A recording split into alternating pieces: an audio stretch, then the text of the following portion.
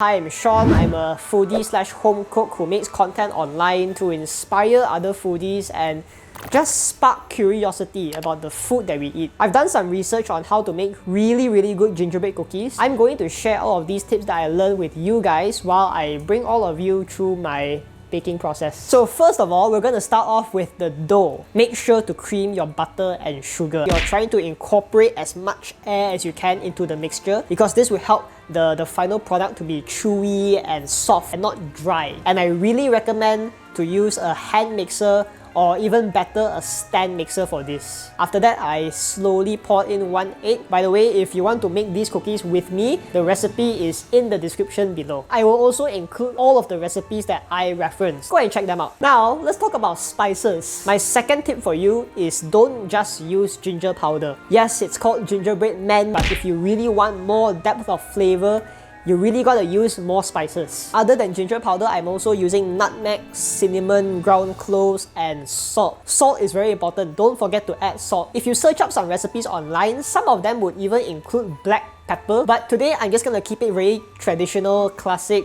So I'm not gonna include black pepper to mine. The spices go in. I'm also going to sift the all-purpose flour inside. Baking powder and baking soda also go in. And I'm using a rubber spatula to fold everything together. And at this point, you might be wondering, why am I using my rubber spatula when I could just use the stand mixer? The more you work the dough, you're gonna develop more and more gluten. If you don't know what gluten is, think of it as like the glue that holds your food together. Think of bread, because gluten is what makes bread elastic and chewy. You don't want your bread to crumble in your hands like that. But when you're making cookies, you don't want it to be very elastic and tough. You just have to evenly combine everything, and once everything is combined, it should be good enough. Here's my next tip for you. When the dough is done, I'm not just going to roll it out, cut the shapes, and bake the cookies straight away. I'm going to wrap it with cling film and put it in the fridge and let it rest. The main reason why we do this is so that the dough is easier to handle with when you're rolling it out, and it's just gonna be less sticky. Gingerbread cookie dough also freezes very well. You can keep it in the freezer for up to 3 months. If you're planning to make a lot of gingerbread cookies in the near future again and again, what I recommend you to do is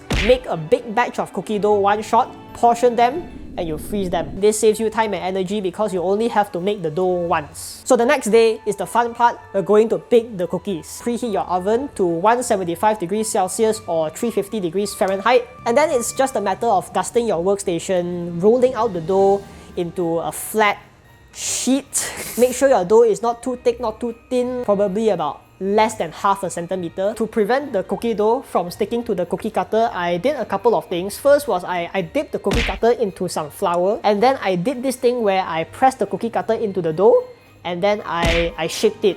And it worked really well. I had my line baking tray really close to the dough, so this made it really easy for me to transport the gingerbread man onto the baking tray. And I couldn't express how happy I was to see all of the mini gingerbread men arranged nicely on the tray. It's just so satisfying. All you have to do is bake them at the given temperature for about 8 to 10 minutes. This is how they look like when they come out from the oven. If there's one thing that I can use to persuade you to start baking gingerbread cookies, it would be the smell that it produces when they're baking. Your whole house is gonna smell like Christmas. For the decoration, you can really be as creative, as wild, as classic as you want. I'm still learning.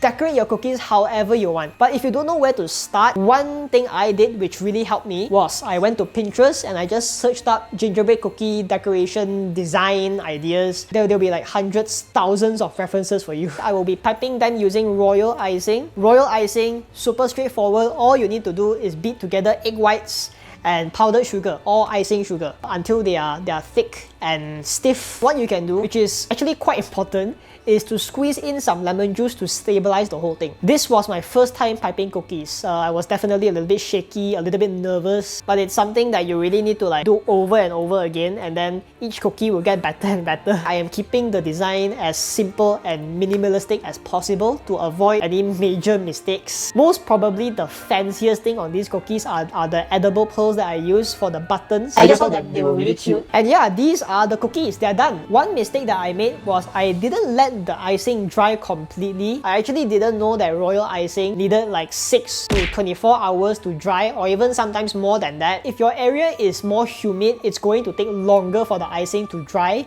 That's damn fantastic because it's now the monsoon season now in Malaysia. I'm just passing down this lesson I learned to you guys. Make sure to let your icing dry before you touch them, okay? There you have it. That's how I made gingerbread cookies this Christmas. If you're interested in baking and you haven't made gingerbread cookies in your entire life before, I really recommend you to give it a shot. In fact, I challenge all of you to make your very own gingerbread cookies this Christmas. Take a picture of it, post it on your Instagram, and tag me. To all of you pro bakers out there, let me know how I did and how I can improve. I'm always open for feedback. Let's learn together. Till next time, thank you so much for watching. Leave a like, subscribe to the channel for more foodie content. Click over here if you want to watch me make biryani for the first time. I'll see you in the next video. Merry Christmas.